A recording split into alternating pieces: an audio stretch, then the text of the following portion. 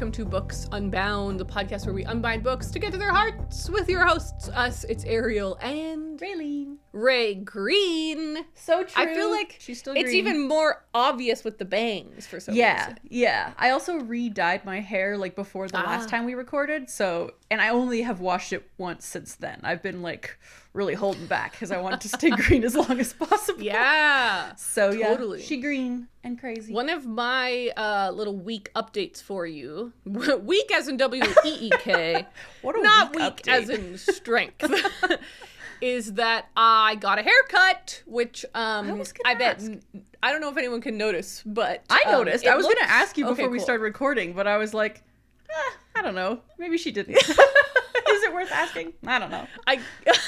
I got a haircut yesterday, actually.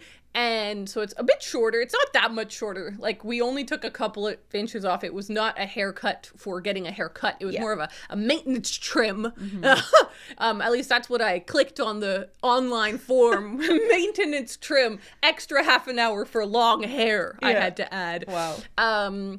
But my hairstylist is the best. They are so talented, and they are specifically good at curly hair. Yeah. And like, people that don't have curly hair don't know that like you have to go to a special hair person for curly hair. Because I've been to places that are like, oh yeah, I can do both, and I'm like, no, you couldn't. You might be wrong about that. But my hairstylist is incredible, and they just did such a great job making it look so beautiful. So, it just looks really fresh and good and trimmed. And also, I booked them to do my wedding. Oh. Yeah. Like, that's right. How much of your hair is getting done by them for your wedding? Like the whole thing, or just a cut right before? Oh, sorry. The day of. So basically, one of my New Year's resolutions was going to be, or is, to do my hair and makeup, like teach myself how to do my hair and makeup for the wedding. Right. I've already been doing lots of research on makeup because I feel uncomfortable having a person do my makeup on the day. Like, that to me is not cozy, comfy, chill vibes. That's more like anxiety, fear producing vibes. I'm like, I hear you. I don't want someone touching my face on the day. I don't want to worry that like I'll smudge makeup and they won't be able to fix it because I don't know how they did it, or they use different products, or the main reason really is like not feeling like I look like myself on the day. So I was like, I really want to do my makeup myself. I think it would be fun. And I also think it's like a cool learning opportunity, because my theory is that most people that like use makeup day to day, we learn one thing and then we just do that. Yeah. And there's nothing wrong with that. But I'm like, how often do you kind of get an opportunity to be like, I'm going to do a lot of research. I'm going to invest in some new products. I'm going to learn some new tips and tricks. I'm going to experiment. And I'm like, all under the ruse of it's for the wedding. So that's been really fun. I've been watching so many YouTube videos and tutorials, and I'm like product reviews, and I went to Sephora and like I was sweating out of it. I was like, oh man, this environment, I don't like Sephora. Sephora's really scary. I'm a Shoppers Drug Mart kind of girl. Yeah. I was like, this is a lot. This is a lot of it. Okay. Whoa. They also like, they come at you in Sephora, right? They like want to help, and that's nice, but I was just like, I just don't want anyone to look at me right now. I Let me just be want to alone like for a little while. be able to hold these things. Anyways, that's been going really well. I haven't even started thinking about my hair yet. Well, other than like saving images on Pinterest. Yeah. And then I was at my hair appointment, and my stylist was like, didn't you reached out about your wedding, like, and I did months ago before this idea. I was like, maybe you could do the wedding hair and stuff. And they were like, totally, let's talk about it. And then I just kind of fell off that email thread. But so I was at the appointment, and they were like, let's talk about the wedding. Like, what are you thinking? And I was like, in that moment, I had clarity, Raylene. And I was like, I'm happy to do the makeup. I feel comfortable enough because I don't have these grand aspirations for makeup. Right. Like, it's basically going to be my day-to-day makeup a little bit fancier. Yeah. With my hair, though, I love my hair. I want my hair to look the absolute best that it can. And I was sitting in that chair, and I was watching Sophie do their thing, and I was like, I need a professional. I was like, that would make me feel so comfortable and happy. And I really like talking to Sophie. They're not going to add anxiety. Yeah. They have been my hairstylist for years now. So I was like, this is not like a random person on the scene I've never met or whatever. Right. So anyways, that's a big, I know people are like kind of enjoying the wedding update. So I thought I'd throw that one out there. It's always nice to hear.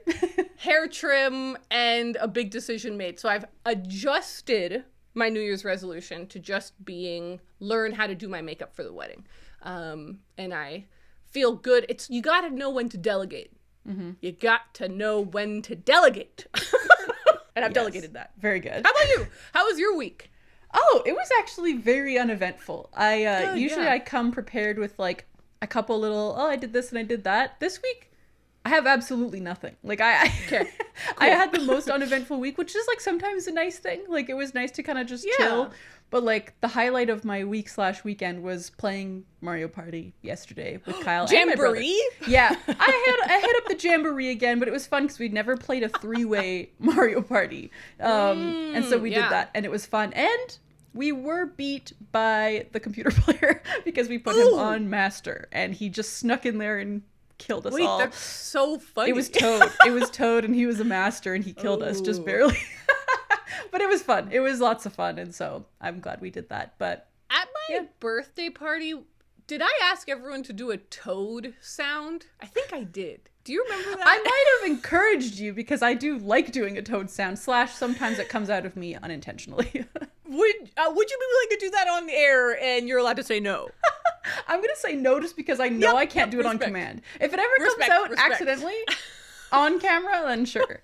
You'll let that float. Exactly. Absolutely. No, I knew it was a crazy ask as I was asking it. And let me say, if you asked me to do it, I would have said hell no. So yeah. I considered it for half a second. I was like, we can always cut it out, but I don't even want to go there.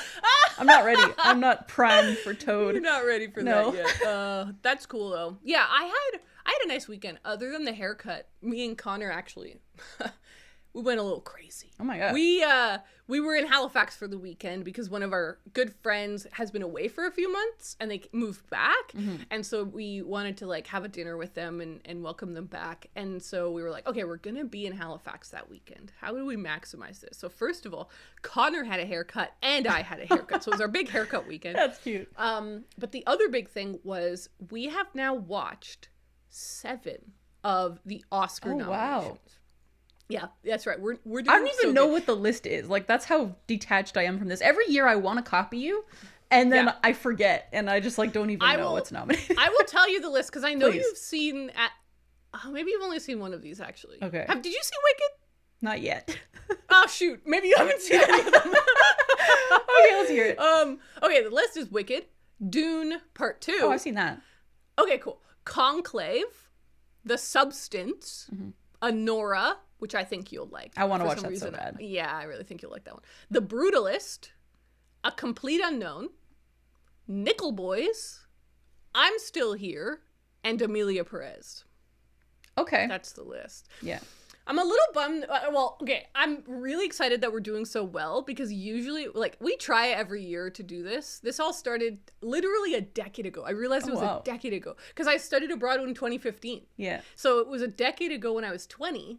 I was living on my own in England and I was like, I don't know what to do with my time. And I was like, I know, random project. I'll try and watch all the Oscars Best Pictures because there was a movie theater walking distance away. Amazing. So I just started spending all my time alone in the theater. It was beautiful. And I watched all of them. It was great.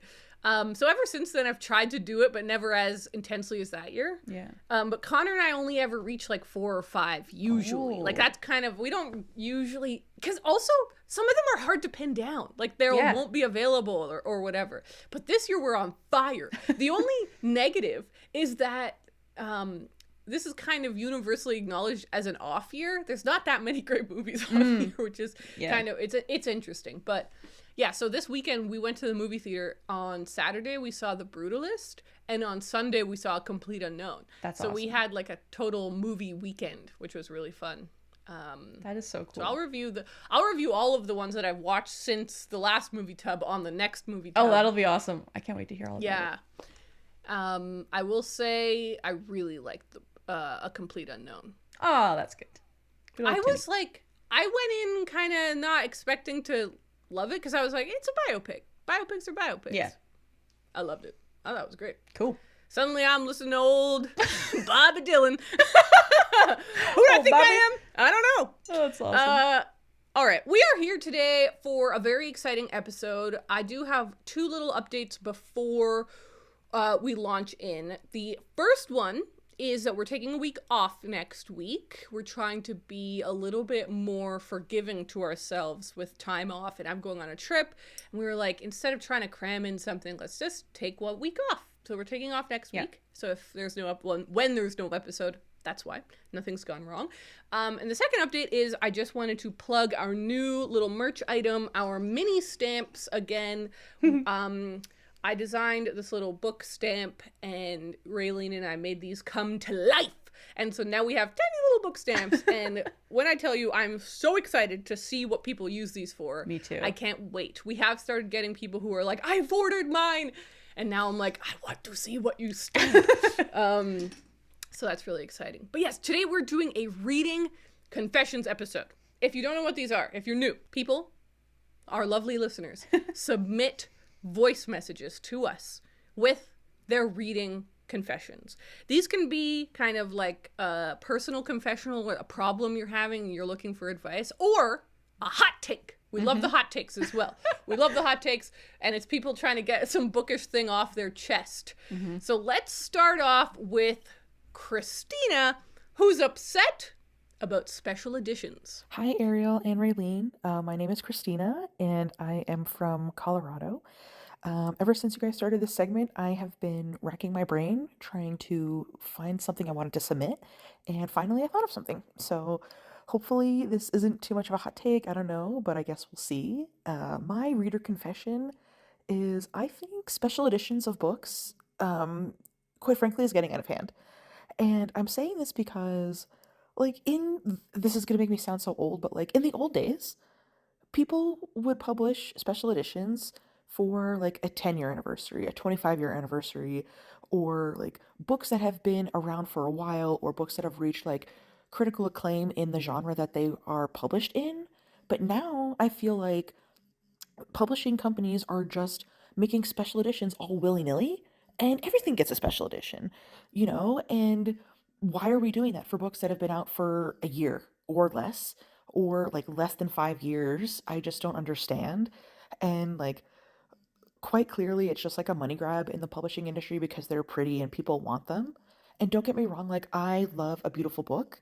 I am very picky about the books that go on my shelves. They have to be good editions. But to make a special edition for every single book is just crazy to me.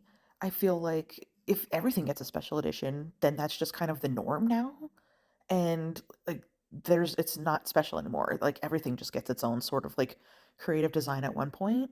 And I think we should just bring it back for when books like hit milestones, or when they're like have been out for like X amount of time and want a revamping or something. So that's my confession. Just want to say I love the podcast, guys. I have been watching you guys on YouTube since like 2014, 2015. So it's been awesome following you guys over the years, and love what you're doing. Keep it up. All right, Raylene. This was an interesting problem. This is a contemporary problem. It was not a problem in our time, like in our early reading time, because I remember, I guess it is still our time, to be fair. We're still here. But like, you know what I mean? Like when we were reading, because this is largely happening in YA, and like romance fantasy is largely where it's 100%. Happening. So when we were reading those books, this was like, it was so rare to get a special edition of a book. Yeah, like I remember I think the first special edition of something that was like modern to me was when the 10th anniversary Looking for Alaska came out. There was that nice hardcover that came out. And I thought that was so cool because like I had never seen it before, and I was like, wow, this is special. And so I went out and bought it. I was like, of course I'm going to support John Green, and I want to have every beautiful edition I possibly can. That was what kind of started a dangerous obsession. Every time a new special edition came out, I was like, well, I got to buy it. But now they're everywhere. And they are everywhere. It really bothers me too. Like what? Ooh, interesting. Okay, we're gonna have different takes on this. Okay, cool. Because the first time I ever noticed it was when I saw a special edition of Beach Read by Emily Henry, and I was like, why why? Like, nothing against that book. I think that's a great book, but I did not think that it needed a special edition. I especially didn't think it needed a special edition that soon. I feel like it came out, you know, like 3 years after the book originally came out. Yeah. And like, Emily Henry's blowing up now, so they're going to try and make as much money as they can off of her books, which I understand. And that's, like Christina says, this is a huge money grab. And it was actually funny. When I was typing up my notes for this, I accidentally wrote money crab. And so now I feel like that could be a thing. I don't know. This is a money crab. He's trying to take the money. But so it does bother me when it's like books that just came out. And I mean, I don't know what bothers me more, if like it comes out with a regular edition and then also has a special edition, or if it's just like a special edition from the jump. I don't know what bothers me more, because like, and when we're talking about special edition, it usually means a hardcover with some kind of like extravagant cover, and the edges nowadays, foil. The edges are always sprayed or they have some kind of painting on them. It's not just like plain like black edges or red edges now. It's like unicorns and sparkles and like beautiful art and everything, which is so funny because compared to the special editions of when we were teenagers, it was like the exact same book. It just also had black edges. Yeah, we or like, it was just a hardcover, like, or had maybe like an introduction added or something. Like, it's usually very basic stuff. And yeah, like when I think back to a special edition that I have now that I actually still really love is my edition of The Name of the Wind, the 10th anniversary edition. Oh, and I bought this when it came out because I love that book so much. I wanted to support the author. I was like, yes, whatever, I want to go for all of it. But it's also a beautiful book. And it's a favorite book of mine, so it made sense for me to buy it. It has red sprayed edges. It has a beautiful cover. It has illustrations throughout. So like, you're actually getting something special when you buy it. With all these new modern, like a romance book special edition, I don't know what I'd be getting out of that, I guess. Interesting. Yeah, like I understand that they look beautiful on the shelf. And I do feel like you said, this is very much like a YA or like romantasy type thing where it's like maybe you want your shelves to look a certain way and those special editions help. And that's great. I personally don't like them. And every time I see like a table full of them at Indigo, I'm like, why is this happening? Just let the books be books. And then it's also kind of getting into that problem where maybe they're all starting to kind of look the same. That's funny, actually. You know? Like the special edition. Yeah, Christina did say something like that. She said, if everything gets a special edition, then it's not special anymore. That reminded me of Syndrome in The Incredibles when he says, if everyone's special, no one is. I love your references. They're always so on point.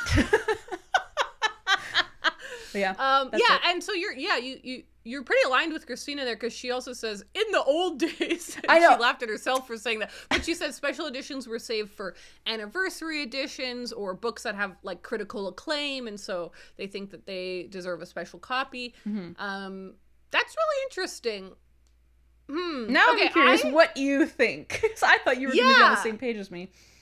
No, unfortunately, my take is I'm on the other side of this fence. Okay, here's what's fascinating, Ray. I don't think I've ever bought a special edition in my life. Oh, okay. I don't like them. Yeah. I don't enjoy them. I think normally they don't, to me, look prettier than the normal book. They look kind of a little gaudy most of the time. I'm like, that's too much. Yeah. To gild the lily. That's the vibe that I'm feeling. But here's what I actually think when I see them. Yeah. I think, nice. A new way to make money for book publishing. Yeah. That's all I think. Yeah. And I think that's awesome. So for me, it's very similar to like the celebrity memoir. There's often outrage about celebrity memoirs because it's like, why does this pop singer deserve a book? Yeah. She hasn't worked at all in her life, like for writing. Obviously has worked for singing, but not for writing. Or he's just an athlete. Like, why is he getting a memoir? He didn't get to, or he ghostwrote it. Like, he didn't even write it, right? So there's often a lot of outrage about celebrity memoirs or celebrity books, and they're often penned. They're not usually very critically acclaimed. Yeah, and totally. It's exciting when there's like an exception, like I'm Glad My Mom Died, for example. Like that was like, wow, this is actually this book stands on its own, has merit on as like for the writing. Yeah. But most of the time it's like, why did this person get to publish a book? I'll tell you why. Because it makes millions of dollars for the publishing industry. And the publishing industry is a weirdly small industry in that the profit margins are small. They're constantly struggling to make enough money. They're constantly have to shutter imprints, fire employees, not sign on enough authors because they just don't make enough money. And so, for example, a celebrity memoir, I'm like, great, publish it. If people want to buy it, then you are adding value. You're clearly adding value to the world. If somebody wants to buy something, then why stop them from buying a thing? And so that's how I feel about the sprayed edges and the gilded books and everything. I'm like, fine, make more money, because I love books and I love authors and I love publishing and I love every intern at a publishing house. And if we, and let me just add, interns should be paid, damn it. While I'm at it. And so I'm just happy, as long as it's not unethical. That would obviously be a different conversation. But I don't think there's anything unethical or weird about sprayed edges. I just feel like, listen, if people are excited, great. So that's my little take on why I'm actually pretty positive about them. But I have two other little things I want to say here, right? One is we've talked about something similar on another reading confession, so maybe I'm kind of circling in on myself a little bit, but I think it's really fascinating that people are really, really into these sprayed edges right now and into 4-edge painting and into like special editions, because it actually is more like historical than I think a lot of people think. Like a lot of people are like, this is like a modern consumerist fad. And I'm like, maybe a little, but also not, because a long time ago, before books were commercially mass produced, they were painstakingly made by artisans who you could basically order a book and tell them what you wanted your book to look like. And that's why you would see these giant libraries where people had like all red leather books. It wasn't because a publisher was publishing all red leather books. It was because the person who owned that library would order, could you please bind all my books in a red leather with a gold edge? Or if they were like had a lot of money, like with a painted edge or whatever. So it kind of goes back, it has a historical tint on it for sure, which I think is cool. Finally, I was like, I bet you someone's written about this. And of course they have. There's a couple interesting articles about it. I'll link the one that I kind of enjoyed the most, which was by Alexandra Alter. It was called The Hottest Trend in Publishing, Books You Can Judge by Their Cover. You almost have to. You almost got to. It was published by the New York Times.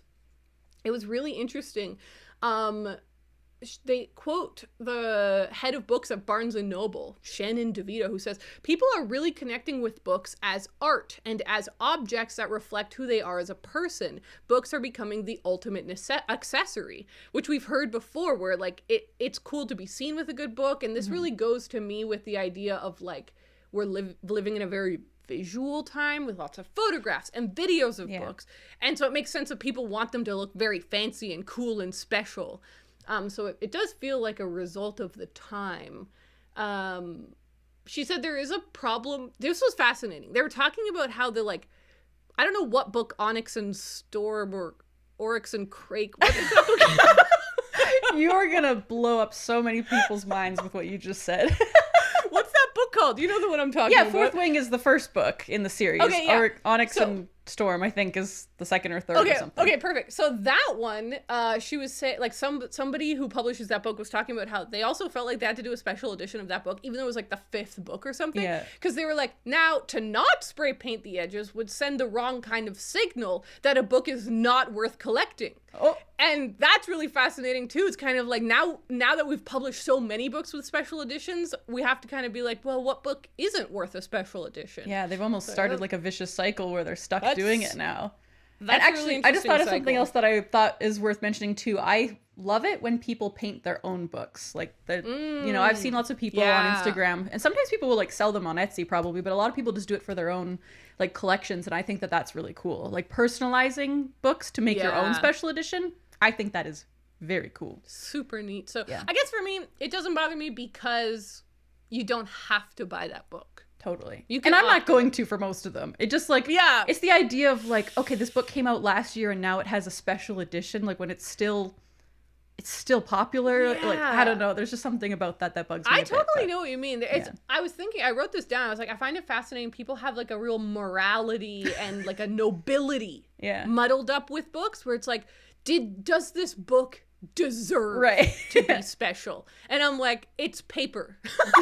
Like, if people want to buy fancier paper, let them. Yeah. And now we get to pay authors more, right? So, that was a good hot take. I like this. Yeah, that was good. Did you notice, Raylene, that so many of our people have K names today? Yeah, I was like, whoa, they're all like the same. I know. So the first one was Christina. Now we're going to get another hot take from Kira. Hi, it's Kira. My reading confession is more of a bookish hot take, but I don't believe in half-star ratings. I think that if you're rating a book on a scale of 1 to 5, you should have to pick one between 1 and 5.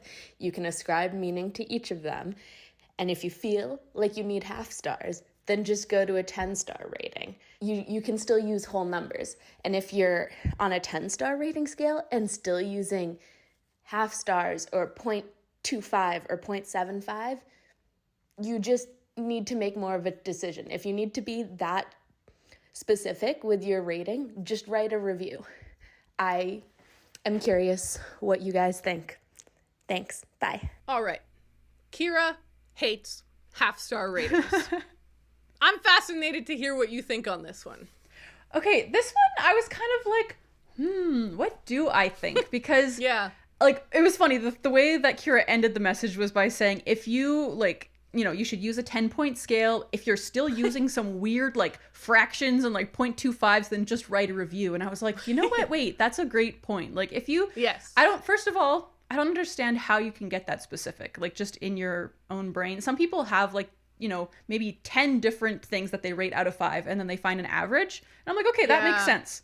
But I feel like just coming up with that number out of thin air is kind of like, but what does that even mean? And I've definitely done that. I've definitely been like, this book is like not really a 3.5, not really a 4. It feels like a 3.75. And I'm like, but what does that even mean? Like, and I've done like a 3.8. Yeah, yeah. Like, sometimes it just feels right. And so, but I get that. That's kind of like, what are you even talking about? Like, just explain. Like, you kind of almost have to write a review or explain further. So I do get that, because I'm definitely guilty for using half-star ratings. Just like, not that they're possible, you know, like historically on Goodreads, that's something that people have always wanted. There's no half-star ratings, but we can still pretend that they exist. And sometimes it just feels more right. And so I guess, like, in my head, I am kind of using a 10-point scale, but I'm just calling using it the 5-star short. Exactly. It's like a shorthand version of it. And so I guess in my mind, they're kind of the same thing. But I also do think that having, like, your own mental, like, set of this is what 1 star means, this is what 2 star means, and like just whatever it means to you is fine, and there might be half-seas in between those things. And so I think it's I kind of like it. I think it's fine, but I also do think that if people are going to get really specific, like, maybe it does make sense to just explain a little further. Like, I don't think star ratings should stand on their own, really. Ever. Like, I don't think that that's really a good metric. Sometimes it's a good thing to just be like, oh yeah, this is just, you know, quick 3 out of 5 is kind of the way I felt about it. But then I feel like it's still, like, worth having more of a conversation if you're wanting to ask someone what they think about a book and they just say, oh, it was 3 stars. Like, what does that mean? You've got to explain more. So I don't have anything against half-star ratings, but I did enjoy Kira's hot take. I also enjoyed Kira's hot take, and on this question, Ray, we are completely aligned. I completely agree with you. I was thinking about, actually, I pulled it up. One moment, let me grab this little book over here, using a ruler as a bookmark. What do you think about that? I like it. I got John Green's The Anthropocene Reviewed. We talk about this book in this exact section semi-regularly when we're talking about 5 stars, so I thought I'd just read out the little section here. He's talking about when he worked at Booklist magazine reviewing books. At Booklist, reviews do not include ratings on a 5-star scale. Why would they? In 175 words, one can communicate far more to potential readers than any single data point ever could. The 5-star scale has only been used in critical analysis for the past few decades. While it was occasionally applied to film criticism as early as the 50s, the 5-star scale wasn't used to rate hotels until 1979, and it wasn't widely used to rate books until Amazon introduced user reviews. The 5-star scale doesn't really exist for humans, it exists for data aggregation systems, which is why it did not become standard until the internet era. Making conclusions about a book's quality from a 175-word review is hard work for artificial intelligences, whereas star ratings are ideal for them. I love that. I mean, I feel like he synthesizes so much history into 2 little paragraphs so well. So I think, exactly like you said, I don't think star ratings should or can really stand on their own. I think what one person means by 4 stars is different from what another person means anyways. So I think what Kira's kind of looking for is like a universal, like, we can all agree 1 means this, 2 means this, 3. Yeah. But I don't think that's real. Like, I don't think that there is such thing as that. I think that the most useful thing is obviously a review, a quick chat, a couple sentences of thought. But we do all use this 5-star thing now. We're all kind of used to it. And I'm like, why do we do that? It made me think. I was like, why do we do that? Why do we insist on it? And I was like, it's shorthand. Yeah. It's just easy. Because while it's rough and ready, it doesn't give a full picture. It does give a little bit of a feel of what we mean. And so if we're operating under that shorthand, why not be as precise as possible? Why not be like, I was like a 3.8. You know what I mean by that. Yeah. It means above average, but not in the special range of a 4 or a 5. Or if I'm like, it was like a 2.3. That is really different than a 2.9, right? That's true. 2.9, you're like, oh, okay, you really thought it was almost mid, but one tiny little detail knocked it down. Like, why is that? So I think being more precise is better. And I agree with you that, like, having a chat about it is the best. Yeah. But I love the hot take. I wonder if people agree or with Kira or not. That's really fun. I think a lot of people like rating things out of like 100 even. Like people will give it like 86% or whatever. Yeah. And like that's fun too.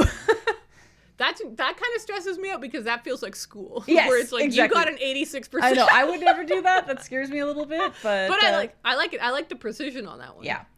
I think we should move on to Katie's next message because I want to get people to really crowdsource on information. I was thinking about this. I was like, this is a chance for the people to chime in with ideas and answers. I agree. As well. Yeah, I feel like there's only so much I could do here. Yeah, before we get too deep into the episode and, inevitably some people stop listening. Understandable. While we're still kind of in the middle part here, let's listen to Katie's message. Hello, my name is Katie, and my bookish problem is a bookseller problem, so you're both very qualified to help with all of your bookselling knowledge. I'm a bookseller in a second-hand bookshop in Edinburgh, Scotland. It's a great place to work, and the owners encourage all us booksellers to develop our own interests and projects at the shop. One of mine is managing book requests. After reading 84 Charing Cross Road, all thanks to Ariel, I really love the idea of investing time into matching people to the books they're searching for. However, here's my problem. Our current system for managing customer requests is a spreadsheet that none of us really remember to check, and we never know how long a person is looking for a specific book, particularly in this age of online ordering. So I'm wondering, can you help me come up with a better system for managing customer requests so that we actually keep track of them and fulfill them? Or maybe just some key information we should be collecting in our spreadsheet? I'm particularly hoping that Raylene can share insight into how her bookstore does this. The other important piece of information to know is that we have no digital record of what books we have on our shelves. We have to rely on our own memory and checking the shelves manually. So I'm open to any and all ideas. And just to finish, thank you, both of you, and also to say that I just love listening to your podcast. Your enthusiasm is so inspiring. Okay, so the first note I wrote here was, this is Raylene's nightmare. Any bookstore with no inventory is a little bit my nightmare, yes. When Katie, when she said, like, we just need to remember what is on the shelves, I was like, Raylene's crying. Raylene hates this. Well, yeah, it doesn't necessarily work for me, but at the same time, like, I can understand it, and I could honestly get behind it, and I do think that I could have made it work if I worked in that bookstore, because... Okay, so what's the strat? Yeah, so the strat is... you have to be obsessed with your bookstore. Like that's strat number one. And so I worked in a bookstore for 6 years. It had an inventory system, but every single day, me and my coworker, who are both huge nerds, would comb through every single sale that was made. Like if we were gone over our weekend or whatever, I'd be like, okay, I got to go back to the beginning of the day I wasn't here and see what sold. Okay, and I would so you also were catching up on what you missed. Exactly. So I know what's gone out. I kind of like scope out what's come in, and like it's impossible to know everything, but you can try pretty hard to like understand what's going on and like what's flowing in and what's flowing out. So I think that that's the main thing, is like you need to really just like be honed in on it and focus on it. Like, because Katie did mention that like she wants to kind of feel connected with the customers and like get them things that they want. And I agree with that. There's nothing more fun than being like, look what I found, this book you've been looking for multiple years or whatever. And so you kind of just have to really pay attention. And so I do think having a spreadsheet is very useful. I actually had made my own spreadsheet just out of curiosity to see like what I would put in that spreadsheet. And so this is what my spreadsheet looks like. It's a few columns. The first column is author, and you have it alphabetical by author's last name. I think that's very important, because then you can see if there's a certain author that has like a lot of requests, and then you can keep an eye on that. And then of course you've got the title, but then you have to have a notes section. So if people have any specific requests, like I want it to be a hardcover with sprayed edges, or I want it to only be a mass market paperback, or I want it to be in nice condition, that's important. And then you can have columns for the customer's name, the customer's contact info, and then the date that it was requested. I think that's kind of like all you really need. So I don't know what your spreadsheet looks like, Katie, but I think that if, you know, that should work.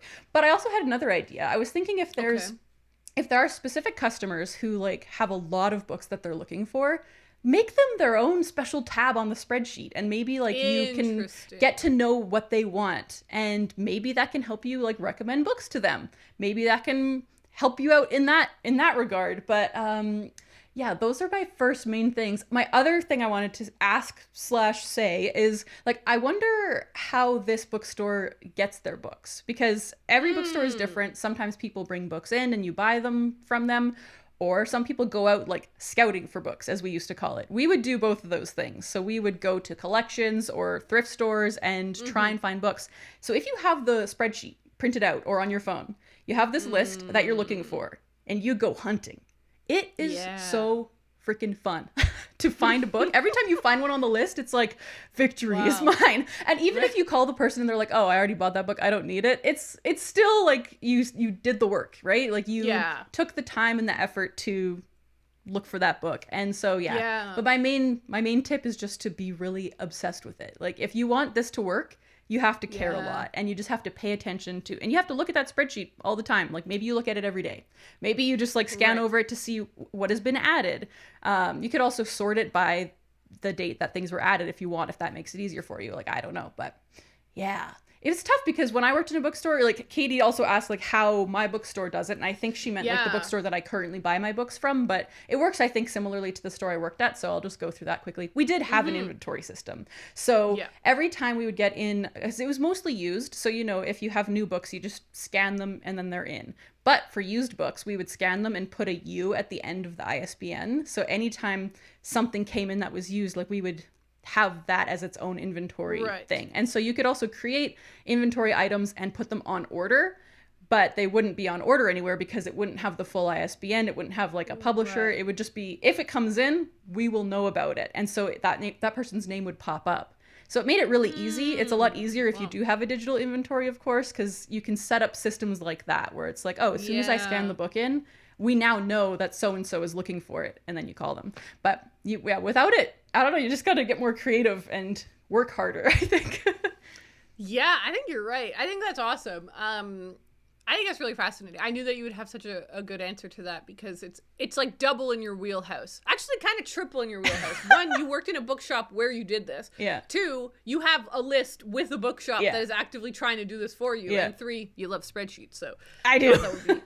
I knew that would be really cool. Okay, my first idea here was to use the power of the podcast, because I don't think I have a great answer. And because my bookshop was all new books, and I was never getting special editions or anything for people, or specific finds for people. I was just selling books I wanted to stock. So this is pretty different from what I was doing. And so I think I just want to ask the people here. I know there's lots of booksellers listening here. Maybe you have an idea for Katie. Put it in the comments and we can help Katie out, because I'm sure. And maybe there's other bookshops and booksellers listening that are like, wait, we also have this problem. So it'd be really cool if you guys left tips down below. Yeah, I'd be curious to see what people say. The ideas that I did have where I was like, okay, if I was going to have the situation, my first idea was like, hire a developer. You got to go deep, yeah. to create like like an online portal. But then I was like, hold on. There's budget constraints. Pull it back. So first of all, I would probably set up a Google form for this that people can edit. Like a Google form. Some Google forms don't allow you to edit things. Some do. Make sure to turn on, if you are doing this, make sure to turn on that they can edit it. But basically allowing people to submit new things go in and go in and change if they've already found it for you, so that they are helping. Because a lot of book people are nerdy about this kind of thing. And I'm so sure that they would be happy to help you with your inventory in that way, where they're like, I asked you for this book, I already found it, I'm going to go in and edit that I already found it. So I think that's one thing that I would do just to manage the inflow of information. Give everyone a Google form or something like that, or some little form on the website. Yeah. Second idea was like, how can you make this fun? Because oftentimes when something's not fun, that's when it doesn't happen. Obviously, if you have to do something, you have to do it. But it kind of sounds like this is a self-directed project that you're trying to do at the bookshop. So you don't have to do it. So therefore, you got to figure out a way to make it fun. And I was like, would writing it in a ledger make this more exciting? Like, would having like a really beautiful, like you go out and you buy a really beautiful, like marbled journal, and you go like full 84 Charing Cross Road on this thing. And you're writing down, and you have a page for each person, and you're starting to flip through or figuring out a good system for collecting that information. Because obviously for hundreds of years, it would have been done manually. So it is very possible to do it manually. And if your current digital system isn't working anyways, a nice, slow paper system that you actually enjoy using, if you're a journaling type person, maybe that's the way to go. I was like, I could imagine walking around with my little ledger and just being like finding this. Another thing that I wrote down was that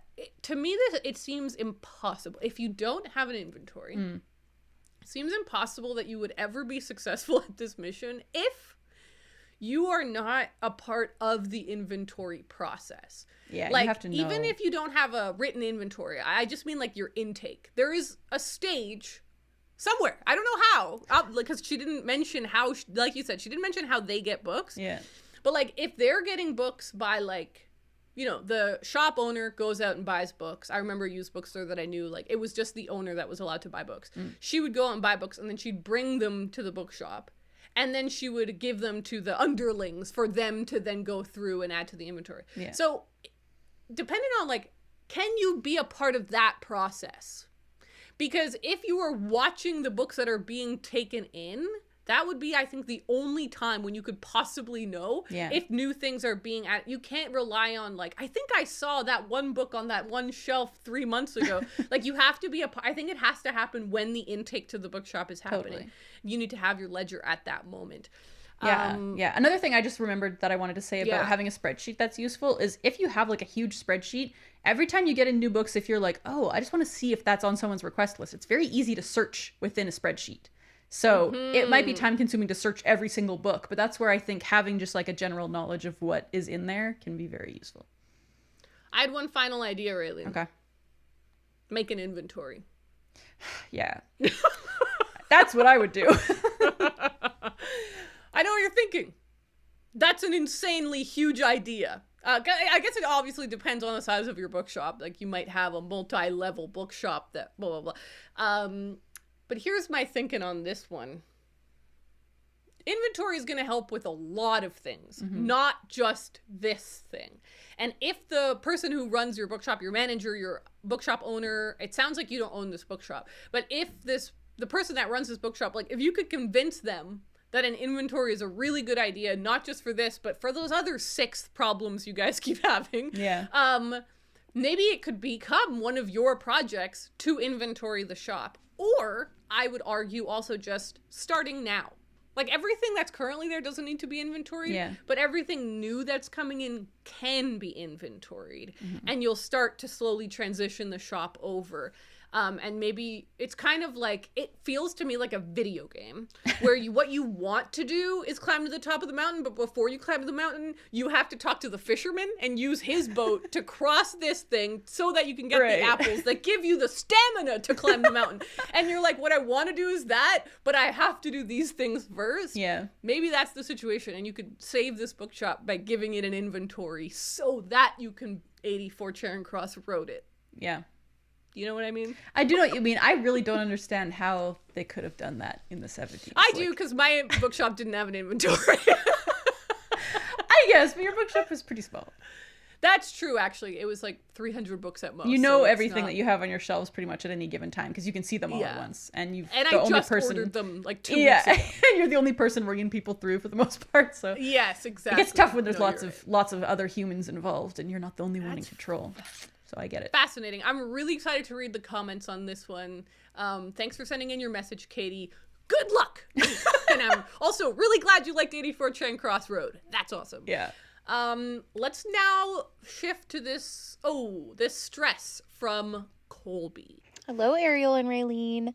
My name's Colby, and I've really enjoyed listening to the Reading Confessions episodes. And I realized I have a bookish dilemma. So I'm in the library parking lot right now, and I'm about to return, a couple books. One I read, one I didn't, which I think is fine at the library. Sometimes you check things out, you don't get around to it, you return it.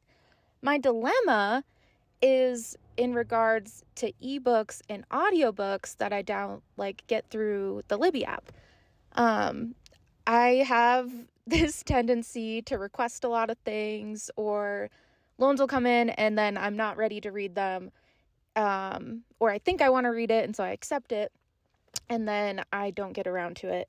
And then I feel bad now because I think once on the podcast I heard you guys talking about how maybe like the audiobooks and the ebooks only have like a certain number of times they're allowed to be loaned out before the library would have to like purchase another copy or something. So now I just like have this bad feeling like I'm like wasting the resource if I'm, checking out this ebook and then reading 20% and, not finishing it because I wanted to read something else. And yeah, I just don't know how to proceed. Like, as a mood reader, should I just try and be more strict about the things I'm requesting, or like making sure I'm, putting my energy towards the holds I get from the library that are digital? Yeah, any advice, I would really appreciate it. And thank you guys. Okay. So we've kind of talked about this before at some point somehow, but it was a fun little deep dive to look into this one. I learned some things. Yeah, I had a feeling you were going to do some heavy research, so I didn't. So I'll just quickly go through like my experience with this problem. Because like Colby says, like if you're going to just take out a bunch of physical books from the library or physical audiobooks from the library and not read them and return them, that's totally fine. As long as you're not damaging them, like it's not like you're not scratching up those CDs or whatever. There's nothing wrong with that, because they can just keep getting used again and again and again as a traditional library system would work. However, with ebooks and audiobooks, as I have learned, because here's how I learned, because one time I was about to go on vacation, and I think I said on the podcast, like, oh yeah, I wasn't sure what book I wanted to bring, so I just got like 15 ebooks out from the library, and I loaded my e-reader up with those, and I'm just going to read whatever I read, and then I'll return the rest. And people were like, don't do that. That's bad for the library. And I was like, what do you mean? Because just from an outsider perspective, it seems like, why would it matter? It's a digital file. Of course, there's no reason not to just take it and give it back, because it's just a digital file. They can reuse it endlessly forever and ever. But they do not, which I'm sure you'll get to shortly. But I just wanted to say, here's what I do. Here's my solution to this problem now. Is that I have a really large hold list on Libby. I have it maxed out to, it's like 30 or 50 or whatever books. I just have anything that I might be interested in soon, I have it on hold. And so things pop up for me. Every couple of days, I'll have something pop up. And if I'm not ready to read it, I just say, deliver later. Libby has this fantastic system. Like, I don't know if I don't even know what other e-reader like library apps there are, but Libby is so good, and you can just delay your hold. And you can just keep doing this forever. You can say, delay. Can you try again in 3 days? Or you could say, try again in 20 days. Like, you can push it as far as you want for ebooks or audiobooks. And so that's what I do. Like, my hold list is just always maxed out, and I just keep picking and choosing until I'm ready for something. And another thing is, if you use that kind of system and something has popped up like 8 times and you still have never said yes to it, that's when I usually go, oh, maybe I don't actually want to read that anytime soon. And so I'll take the hold off and add another one on.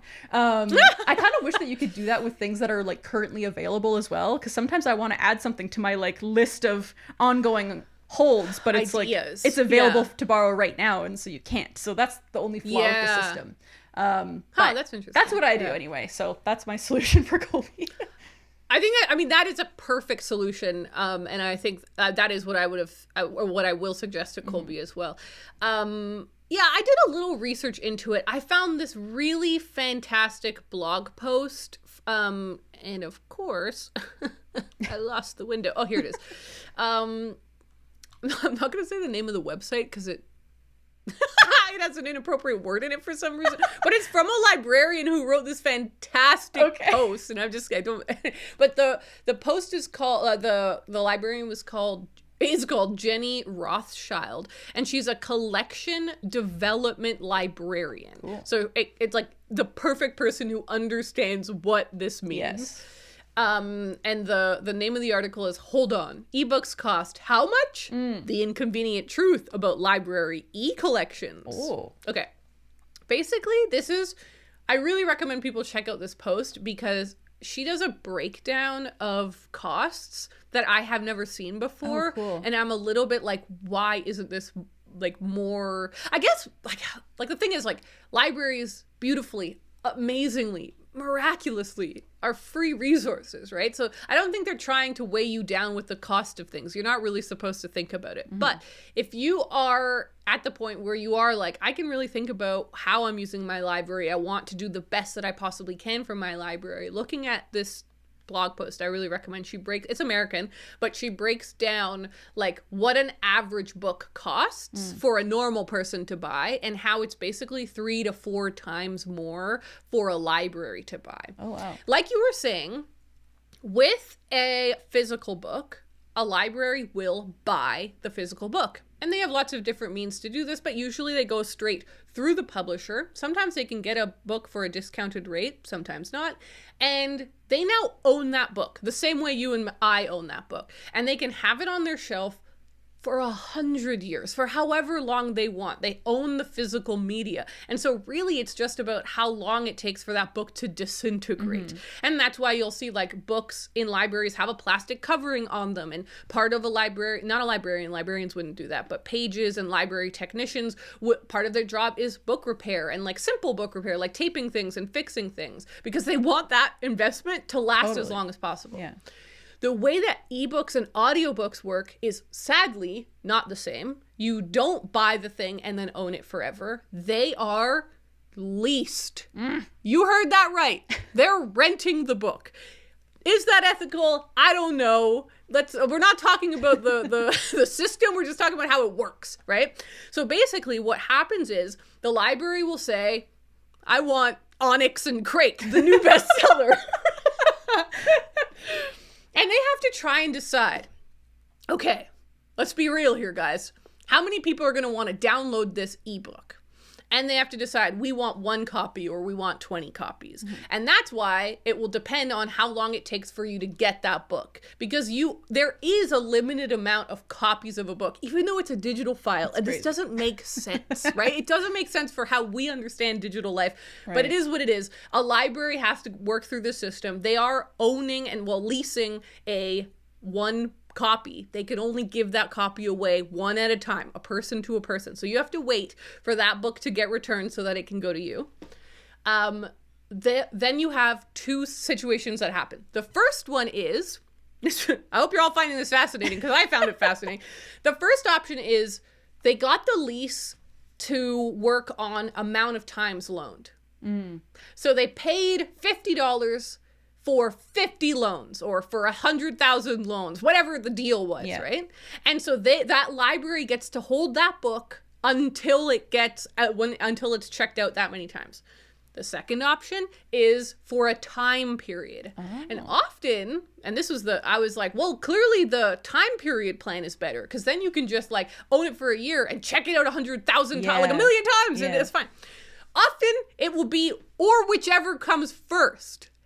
So even if you didn't reach your amount of reads, if it was a yearly, so that there's a lot of trickiness here. What makes this different from a physical book is obviously that once that lease runs out, they have to buy the book again.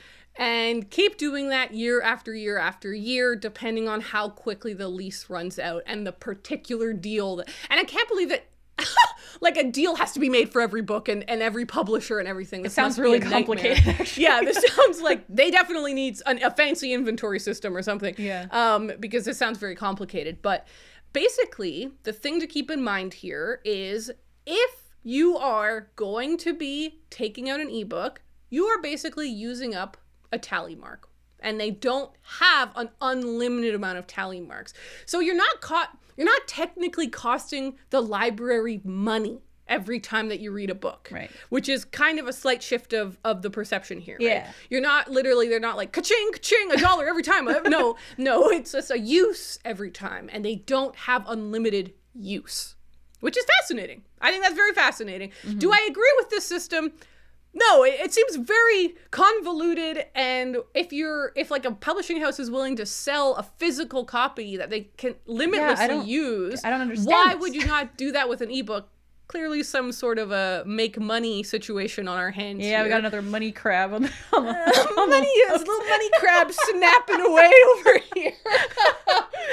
But yeah, so we did record part of this and it cut out, and Raylene very aptly quoted Uncle Ben and said, with great power comes great responsibility.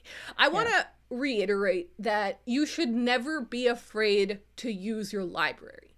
Your library is a miraculous and beautiful institution that is there to provide books for free to the public, especially if you can't afford to buy books on your own.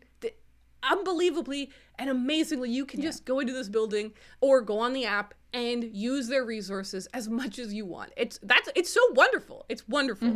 Don't be afraid to use the library. But now that we do know how it works, keep in mind, if you're not actually going to read the book, is it worth using one of the tally marks there? Is it worth using one of the few uses that they have before that? Maybe not. And do what Raylene does, which is just click deliver later. Click deliver later. Keep doing that. You can do that literally forever. There's no reason not to. It doesn't hurt anyone. Well, actually, you can't do that forever. One implication of this that I thought of was maybe you've noticed that your library had an ebook before and now they don't, or had an audiobook in the past and now they don't. That would have been because they decided not to renew the lease, which is proof of this system, which is that they don't own it forever. They only own it for the lease period. So I do want to say, again, don't be afraid to use your library. Support your library, because if people don't use it, we'll lose it. That's also true. What I really encourage is going in person and talking to your librarian, because I think like one of the things I was seeing in my research was that different countries do this differently, different districts do it differently. It is different. There is variation across the board. So I would go in and just ask straight up and be like, hi, I use the ebook app and I really love reading ebooks. And I was wondering if you could explain to me, like, how does that work? Like, is it limitless? I can borrow a book a million times. Can I just keep keeping it? You know what I mean? Like, you renew. And I'm so sure they'd be so excited to explain to you how that system actually works. And they'd be really excited that you're like interested in the library that much.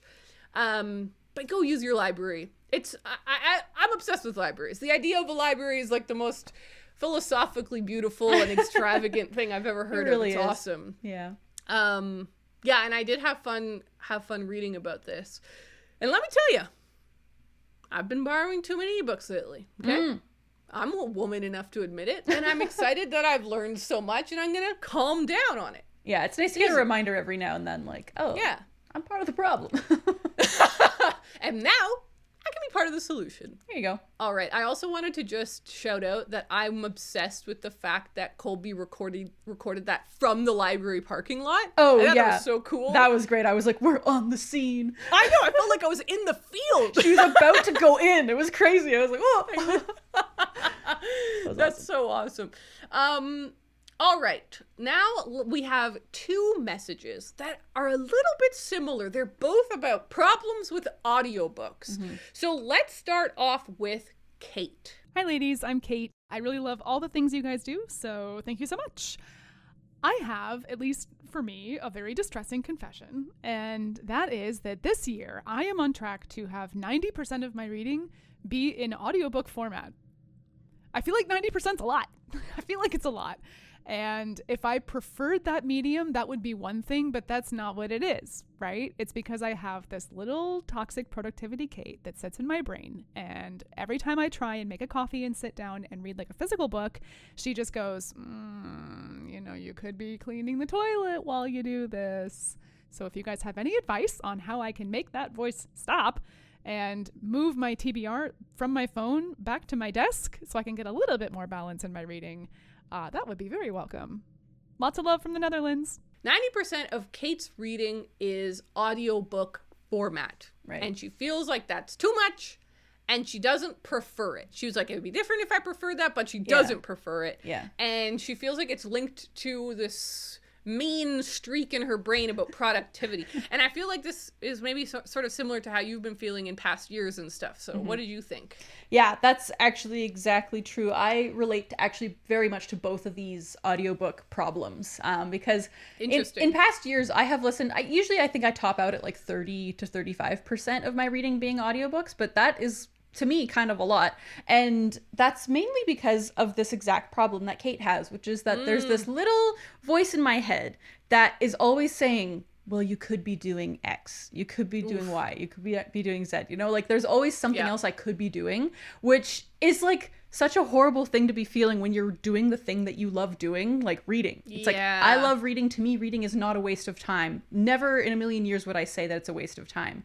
But there's still this little voice in my head that's like, okay, but I have to clean the dishes, I have to fold laundry, I have to do whatever. And so there's always something that you could be doing. And so it is hard sometimes to just sit there and read. So I fully understand what Kate is talking about. And for me, there's been a couple of things, like I feel like I have shifted this in the past couple of years. Specifically last year, my goal to read less helped a lot because I could just allow myself to go clean the dishes and listen to music instead of listening to an audiobook or just work in silence. And that has given me a lot of peace, honestly, because having an audiobook constantly in your ears is kind of like anxiety inducing a little bit. It's like you don't have any time to just be with yourself, be with your own thoughts.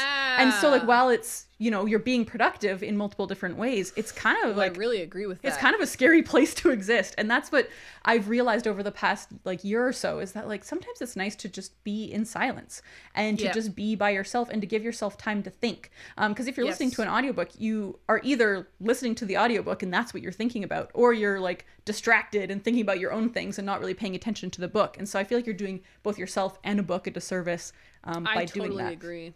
So the things that have helped me with that is that like talking to Kyle about that. If you have a partner or a family member in your life that can be like, hey, chill, like you need to relax. Like it's kind of like having an accountability buddy. Like if you want to make sure to like do yoga every day or something, if you have somebody there to make sure you help, like to help make you sure you do that, that's helpful. For me, Kyle helps me relax and like sit down and stop doing chores, because I am constantly that person who's like, I have to do this, I have to do that, I have to do this.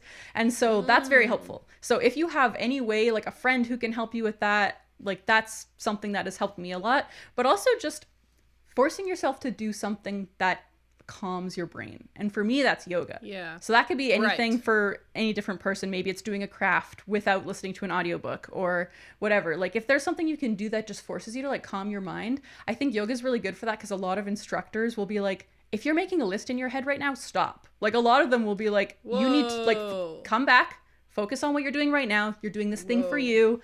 Focus on that and just like that almost scared me. I'm like, what? I'm always making a list. Well, I know. I mean, sure. I know. I'm always thinking they'll say like, if you're thinking about what you need to do after this, just stop. Like this is 20 minutes. That's for you and for you only. And so I think like it's almost like an exercise in self-care a little bit. Yeah, I totally. think Kate might need. And I'm hoping that this is helpful because I've gone through the exact same thing. And I feel a lot more calm and peaceful now, not feeling like I always have to be doing both things or doing, both things at the same time, basically. Yeah. Oh, I love that. I knew that you'd have some good takes on this because it feels like it was similar to some trends that you'd talked about before. Yeah. Okay, here are my ideas.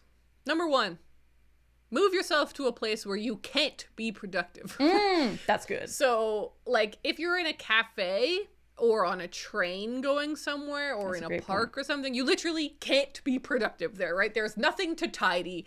You can't access your computer to look at your email. There's these things that you literally cannot be productive. So all you can do is sit with a book and like give yourself, like you're saying, like 20 minutes, half an hour. It doesn't have to be like, I'm going to be here for 2 hours. No, It can be a small amount of time, but for that amount of time, you can't be productive in a different way. So I get to just enjoy the book. And I even wrote down like brackets without your phone.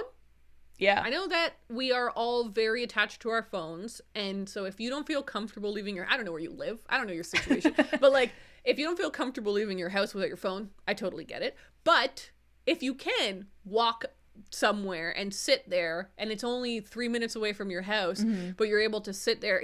Was this message from the Netherlands? I think it might have been. Yeah. So I'm like, that's a very walkable place, the Netherlands. So I feel like if you're in Amsterdam, there's some canal that you can walk to. Go sit on the bench, maybe. Yeah, there's a lot of canals in other cities as well in the Netherlands. But if you can walk somewhere without your phone and just sit down for a little while. I mean, this is advice to all of us, really. Yeah, you're speaking to my soul right now. Right? Like, if you can just do that, it doesn't have to be a big thing. And just go without your phone. That way you literally can't even try and be productive on your phone, or you literally can't listen to the audiobook because it's not on you. You only have the physical book. I feel like this might not be a long-term strategy, but that's not really what you need sometimes. You just need a way to break the habit. Yeah, absolutely. So maybe that would work. Idea number 2. You say that you don't like listening to audiobooks, but maybe you do. A little reverse psychology on this one. Okay. Basically, I'm thinking maybe this is fine. Is there a way to free yourself of this guilt? Because it feeling to me when I was listening to the message, like there's a lot of guilt, a little bit of shame, a little bit of like, I shouldn't be this person. And that always makes me sad. And I'm like, okay, have you thought about maybe this is fine. Maybe there's a way to reframe this. Maybe there's a way to think about like, actually, I hate doing laundry or dishes or sweeping.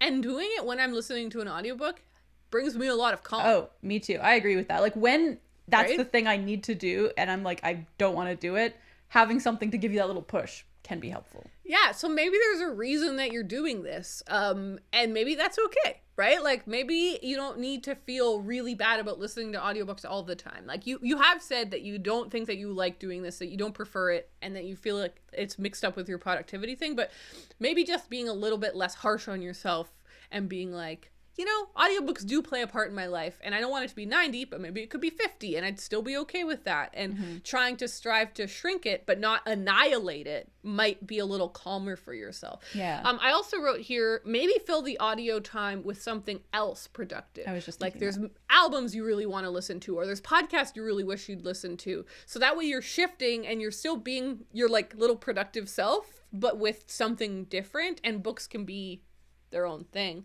Yeah. Another idea I had.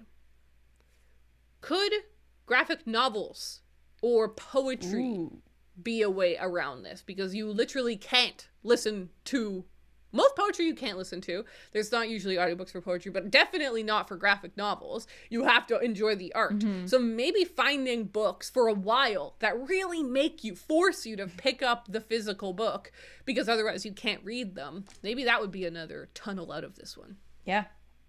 All good tips. What do you think?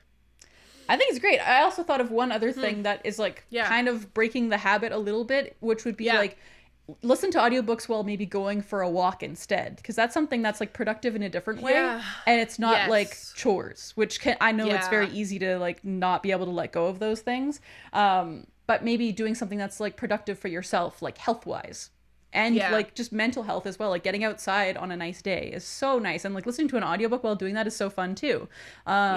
So yeah, maybe that. I really like your point, Ray, of like, it's kind of ruining both things. Where it's kind of like you're trying to be so productive that you're listening to audiobooks, so you're not actually really even listening to the audiobook properly, and then you're so wanting to jam in so many audiobooks that you're not allowed. It feels like there's no breath in this system. And so maybe trying to repackage the way that you think about reading to be like, no, this is productive. This is a different type of productive, but it's like a resting productive. I've been thinking a lot to myself about reading, where I keep thinking to myself, it's not scrolling. Because I'm always thinking to myself, like, it's okay if, like, I have 5 minutes right now. I'll just go on my phone. And those 5 minutes grow throughout the day. Like, it compounds so much. And I'm like, if I would have just read, but when I actually sit down to read, I'm like, what do I think? I have nothing but time in this life? I'm just going to sit here and lounge and read? It does feel harder as an adult, for sure. It's like, there's so much to do. But I'm like, don't think about it that way. Think about it this way. You're not scrolling, and anything that isn't scrolling is better. So maybe there's a way for you to kind of shift it that way.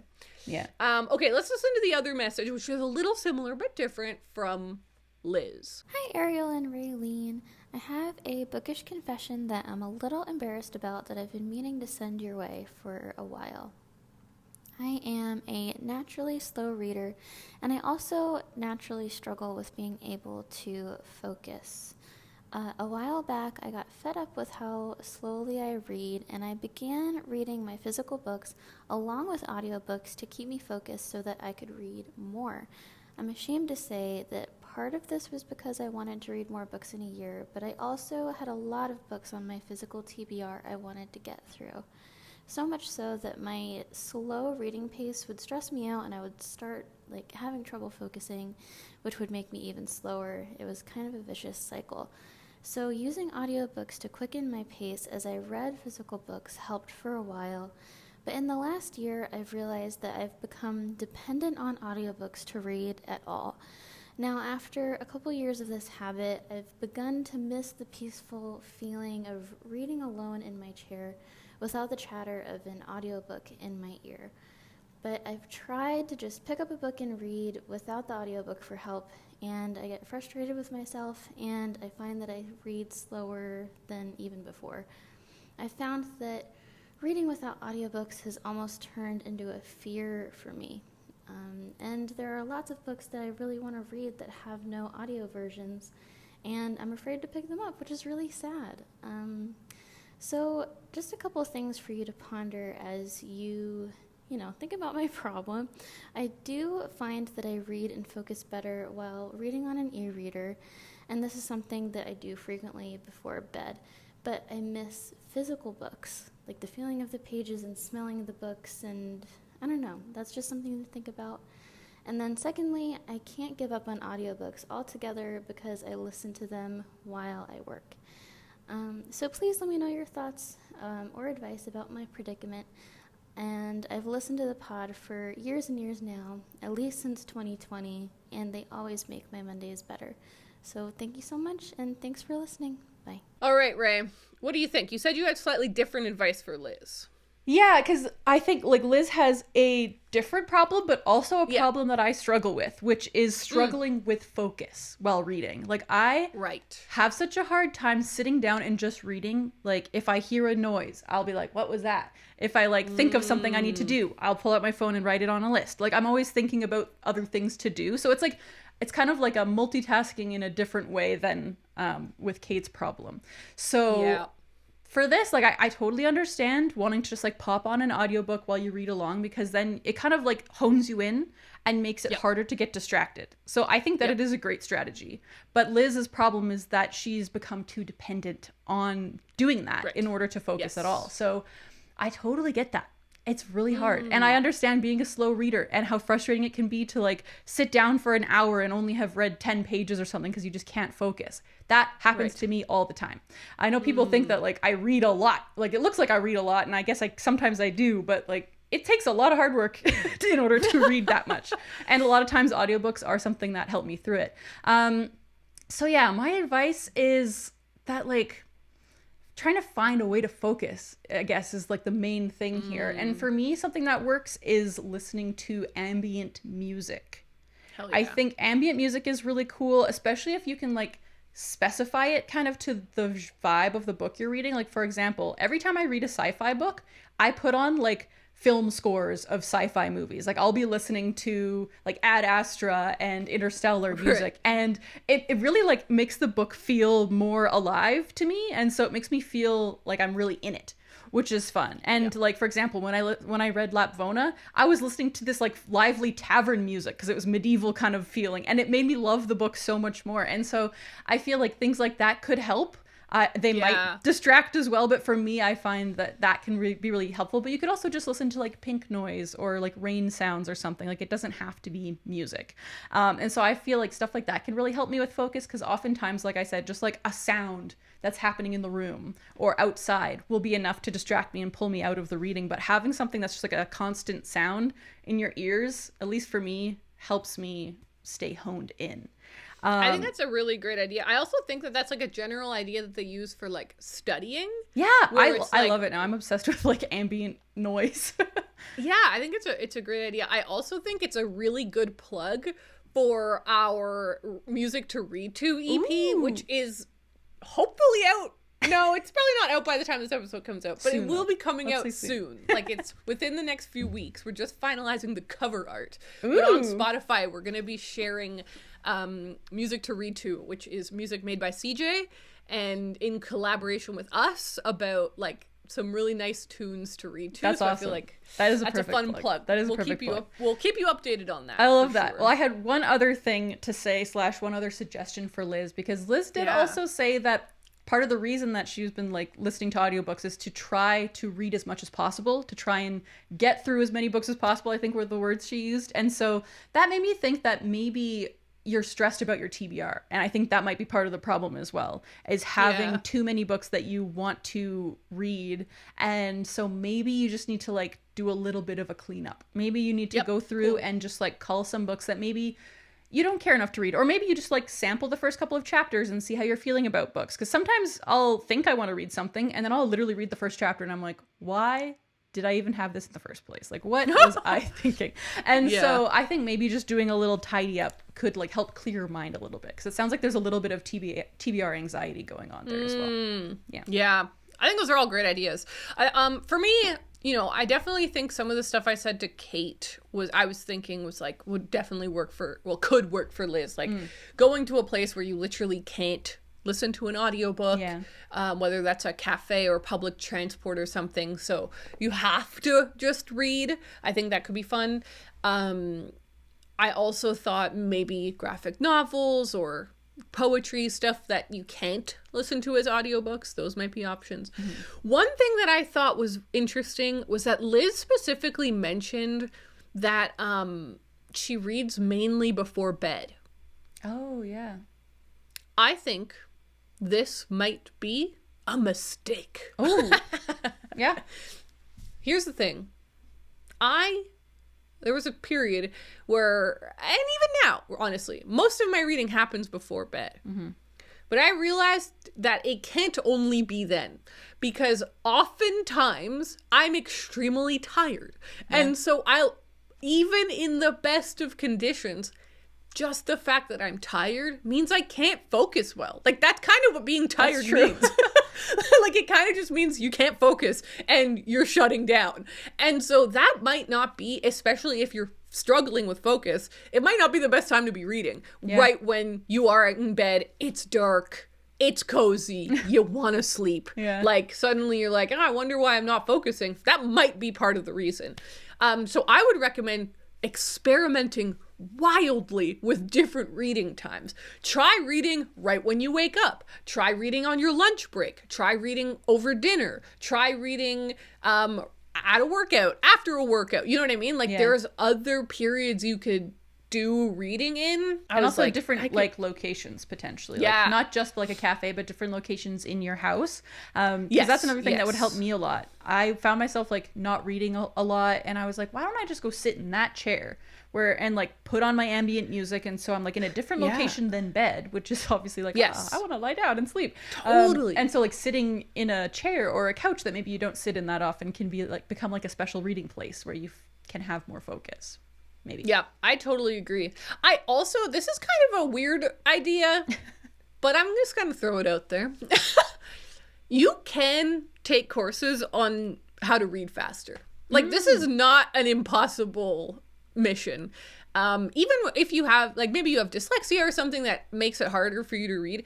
This is what, there's actually just so much science on reading. It has something, again, we've been doing for hundreds of years, thousands of years, but like people can read, we know how to read, we know the science behind reading, and there are so many tips and tricks and ideas on how to read faster. There's lots of people that struggle with reading, and like lots of children that struggle, right? And we have techniques on how to help people read. But not only that, like I've seen courses on like on different like websites and stuff that are about how to speed read and so you could watch one of these courses or a video or something about speed reading and not want to speed read, but just implement a few of those techniques. Like I remember I did this video, Raylene, I actually forgot I had this video until right now. So I barely remember what the hell it was, but I had this idea. This was back in in the glory days of my BookTube channel. I did some video that was like, I tried to teach myself how to speed read in a week. It was something like that. I seem to remember it was a pretty cool video, but I remember there was like all of these little tips and tricks that you can do. And one of them is to use a ruler to cover each line. I was just going to suggest that. I do that with a bookmark. Whenever I'm feeling out of focus, I'm like, let's just focus on one line at a time, because my eyes are always bouncing around on the page. So that's a great tip. And Liz mentioned that she prefers reading on an e-reader. That's really cool, because so maybe you can't use the ruler trick on that, but there's lots of other things you can do on an e-reader, like importing fonts that make it easier to read, or figuring out some different settings. So there's definitely like actual science that you can do and actual studying that you can do. People often think that these skills that we learned as children can't be developed on. It's like, well, I am the reader I am. It's like, no, you can actually become an even better reader. I was thinking about this with language, because I was like, I don't really remember learning English. Right. I don't really remember learning Spanish. Those were just things that I guess I learned when I was a small child and they developed, but it's not like learning a different language where you actually remember going to class and learning vocabulary and grammar structure and stuff like that. You kind of just learn it as you go. We can both improve our English. Like we can still learn more English. We can still learn better grammar. We can still learn more vocabulary. You can always grow on these skills. And so just because you're currently a slow reader doesn't mean you have to be a slow reader. Obviously, it almost goes without saying, but I will say it because I'm on the internet. You can also be a slow reader, and that's fine. Yeah, like, you don't have to push yourself, but it sounds like you specifically are upset about this. Yes. And so if you wanted to learn more, you absolutely could, and there's resources. So I was like, that's kind of maybe an unorthodox take. I like but that. There's also it's apps. An option. Like, I've seen ads for apps that are like, want to read faster? So there's always something you can do. There's options out there. Well, thank you so much to everyone who submitted a reading confession. If you would like to submit one, they are always open and available for submission to our patrons. Haha, see what we did there. So specifically, if you're a patron, please do submit a voice note. But if you want to submit a voice note, you can become a patron for a day. Submit one and then bail, and you will have helped the podcast out and supported the podcast out a lot, and we'll be excited to see your option. Although I will say we don't promise to respond to every single one, because we get a lot of them. Yeah. Thank you so much to everyone who submitted one. We are now going to go and record the question vase, which is our Q&A space where we answer a bunch of questions from people that are bookish and non-bookish. It's a long video, now in Technicolor video, available on our Patreon. So if you want to check that out, that's linked down in the description. Thank you so much, and we'll talk to you next time. Bye.